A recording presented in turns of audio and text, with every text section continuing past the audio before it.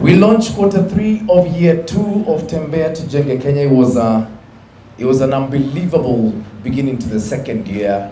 Year 1 was a very big success. We turned over 300% more beds than we were expected to, and now we expected to do even more. What's so exciting is because now we are launching new products within Tembea Tujenge Kenya. We're going to be having weekday trips. What that's going to do is add value to establishments and to break that cycle of peak season and off season, because we want Kenyans to travel all at once. We're going to open up new partnerships, and this will be with local authorities, with local service providers, with local hospitality establishments, because we need more support and we need to open up Tembea Tujenge Kenya to even more establishments. The youth are going to play a big part in the new phase of Tembea Tujenge Kenya. They're the ones who actually begin road trips. They're the ones who come with these ideas, piano weekends, and that's what we've got to tap into. So what you're going to find very soon are a lot of new, young influencers we're going to use to be able to tap into the youth market and youth events, because Tembea Tujenge Kenya is literally bigger than anyone. We are also going to empower young tourists and go about educational tourism. That's one thing a lot of parents have not done. CBC is coming, and that's going to be a lot of personality-based education.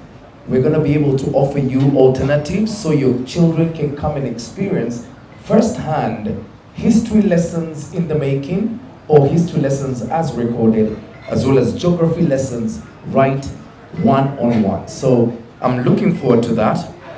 And then the biggest pearl or crown in the entire thing is Tembea Tujenge East Africa. Now, we've done Kenya. It's been really successful. Thank you very much. We're now moving to the region. And on the 10th of August, I know you're like, aren't we going to the elections that same week? Yes, we are. But it's been very purposefully calendared, because life must go on in Kenya. Elections or not, we cannot stop. Our lives cannot stop because of elections. It's important for us to begin to move on, regardless of what happens. So this is what happens.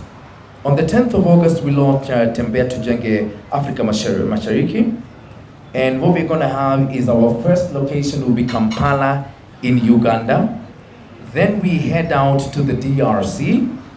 Then we head down to Kigali, then head down to Tanzania and Zanzibar. Then we break out to Burundi, and finally South Sudan. I stand here representing Isuzu East Africa, and indeed our Managing Director, Rita Kavashe. Just last week, she visited the DRC based off the acceptance into the EAC community to just explore the opportunities that are going to come up in this widened region. So as a company, we are very much looking forward to exploring all these opportunities as we tembea the region and we promote all our tourism destinations. So one of the key things we've done as sponsors is to provide our very outstanding vehicles. We have the Isuzu D-Max vehicles that are part of these campaigns. We have the Isuzu MUX vehicles. These are SUV 7-seaters, vehicles that represent adventure, lifestyle, and this campaign has done a very good job of exposing these vehicles to Kenyans and showing them what is possible and which places they can actually visit. So we want to thank the campaign for that. From where I sit as the chair of the Micro and Small Enterprise Authority, I would challenge Tembea to actually come up with products that can cascade down to the bottom of the pyramid. The bottom of the pyramid is where we have the critical numbers. I'm sitting with about 15 million people at the bottom of this sector. These are not necessarily poor people, as the notion has been. They are people who can afford a well-crafted product to go and see Turkana, for example, or to go and see Mount Kenya. So there are many products, domestic products, that we can actually craft. And I'm excited about the prospects of the Tembea Tujenge Afrika Mashariki. Having served as a chairman of the East African Chamber of Commerce for 2 years, I know the prospects that the community offers.